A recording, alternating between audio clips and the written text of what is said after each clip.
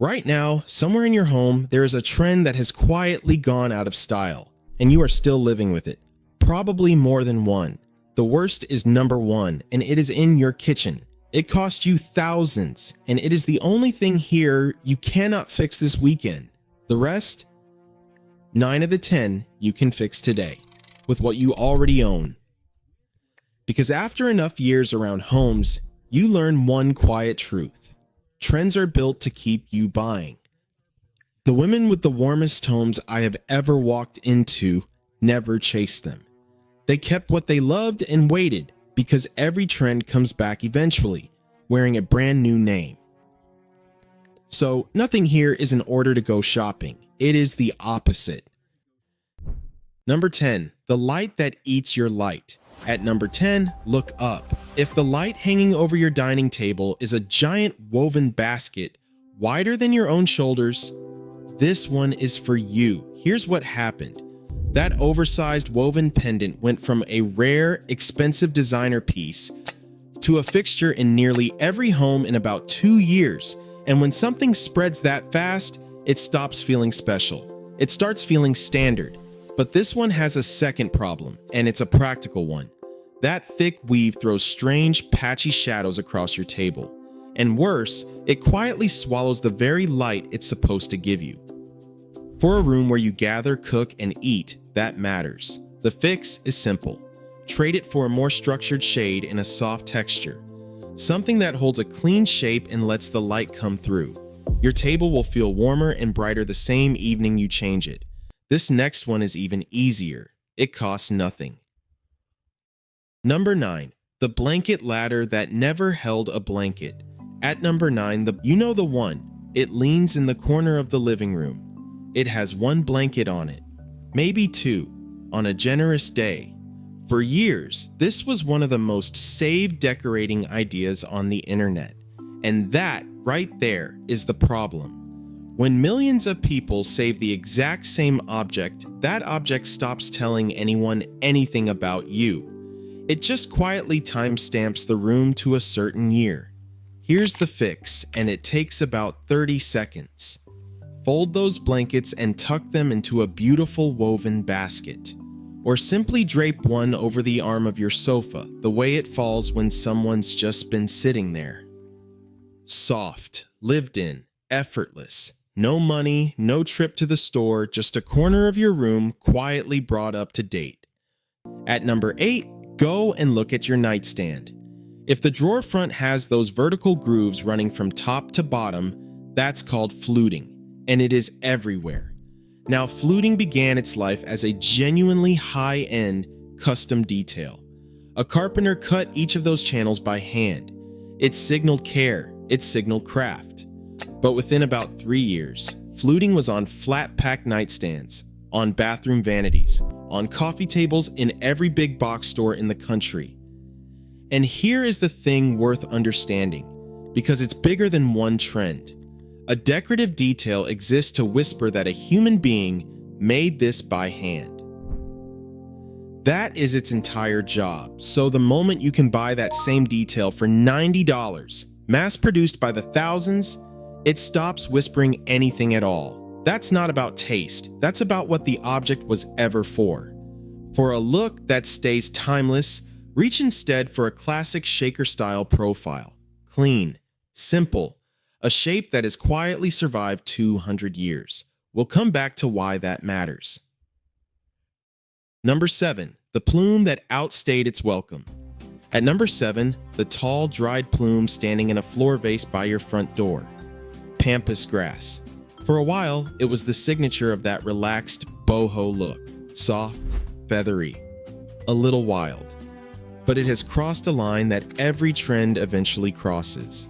It went from a statement to a cliche. The swap here is lovely and easy. Reach for fresh greenery or one large, loose, leafy arrangement. Living texture reads as intentional. It reads as cared for. Those dried plumes, sadly, now just read as leftover. Fresh green by the door. That is all it takes. Number 6, the wall you built yourself. At number 6, you already know if you have this one, because you spent a whole weekend building it. The wood slatted wall, those vertical wooden strips lined up across an accent wall. It was, without question, the single most attempted do-it-yourself project of the decade. Every home improvement page had a tutorial for it, and that is exactly why it no longer surprises anyone. When a wall becomes the thing everybody built, it stops being a feature and becomes a date on the calendar. Now, if that stings just a little, it should, and that's all right. We all built the thing everyone else was building. That is not a personal failing. That is simply how a trend works. It sweeps us all up together. If you want real texture in 2026, look instead to plaster, to a soft lime wash finish, or to genuine millwork. They add depth. And crucially, none of them announce the exact year they went up. Real texture from an honest material, not a shape everyone copied. Number 5, the one that isn't actually bad. At number 5, the Bouclé chair. That nubby, looped, soft, cream-colored fabric you see on so many armchairs. And I want to be fair to this one. Bouclé is genuinely comfortable. It holds up remarkably well, even with pets. There is nothing wrong with it. It is simply no longer the fabric of the moment. So please do not replace it in a panic. This is a slow fix, not an urgent one. When the time comes, drift gently toward linen. It has a far longer visual shelf life. It will look right for many more years than Bouclé has left in it. Keep the chair. Enjoy the chair. Just know where the road is heading. Number 4 brought a shape that tried a little too hard. Number 4, the shape that tried too hard. At number 4, Wavy Decor. The mirror with the exaggerated ripples, the side table shaped like a curl, the squiggle in the framed print on the wall. Those heavily undulating pieces peaked very hard and they fell very fast. They shouted for attention and now the room feels a little loud. The 2026 replacement is so much quieter. Scalloped edges, softly rounded corners. You keep all of that gentle warmth and charm, but without the exaggeration. Think of a curve that whispers instead of a curve that shouts. Delicate, and it plays beautifully with everything else in the room. At number 3, let's play a quick game. Count your arches. The arched doorway, the arched mirror over the console, the arched headboard in the bedroom, the little arched shelving niche. If you counted to 3, this one is yours. The rounded arch was a beautiful accent, but somewhere along the way, it stopped being an accent and became the entire room. And here's the rule. A detail repeated everywhere is no longer a detail. It's just a habit. The answer for 2026 is the segmental arch. It's wider, flatter, straighter along the edges. It reads as real architecture rather than decoration, which is exactly why it has survived 400 years of homes, and the fully rounded arch has not. But before we reach the final 2, there is something I want to say. If there is something in your home you genuinely love, keep it. No matter what any list says, including this one. Because the moment you decorate for yourself and for no one else, you stop following trends altogether.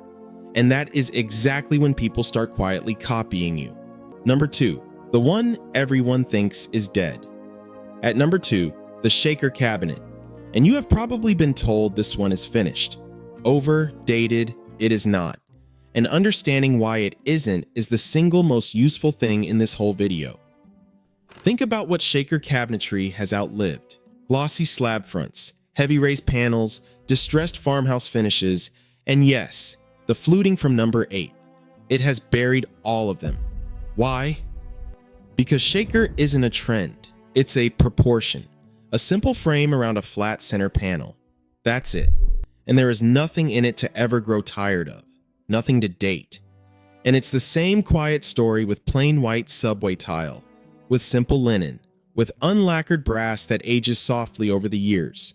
Anything that gets called boring and then just keeps quietly working was never a trend in the first place. That right there is the real meaning of timeless. And it's why the old saying, everything comes back eventually, is only half true. Shapes come back around.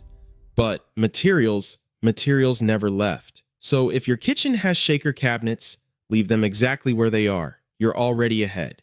And now, number 1, the expensive one. Number 1, the mistake you can't undo in a weekend. All matching white oak with strict black and white aesthetic. This is the most expensive trend on the entire list. And here's why. It isn't decor you can swap out. It's baked right into the cabinetry, the flooring, and the fixtures of the whole home. It's structural, and it carries one fatal flaw. When a room obeys just 3 elements so strictly, so perfectly, it ends up with no warmth in it at all, and nothing, anywhere for your eye to rest on. It doesn't look bad exactly. It looks like a rental listing. And worse, every one of them looks like the same rental listing. But here's the hopeful part, and I promise it is not a renovation. You do not tear anything out. You mix your wood tones instead of matching them all. A warm walnut beside a paler oak. You layer different metals instead of standardizing every one. A little brass, a little black, a little brushed nickel, living together. And you add color on purpose with intention. A single deep green. A soft faded terracotta. One warm note is all it takes to break that cold clinical spell. Because here's the truth that ties this whole list together. A collected room will always outlive a coordinated one. Always. Because a collected room was never trying to look finished in the first place. It was only ever trying to feel like you. So, let's bring it home. 9 of these 10 cost you nothing but an afternoon. A shape gets copied until your eye stops seeing it. A material never does, so nothing here needs to leave your house this week. You do not owe your home a renovation. The goal was never to be current. It is a room you still love in 10 years. So tell me below, which of these 10 is still in your home right now? And which one do you think I got completely wrong? And if you'd like these alternatives broken down room by room, that video is next. I'll see you there.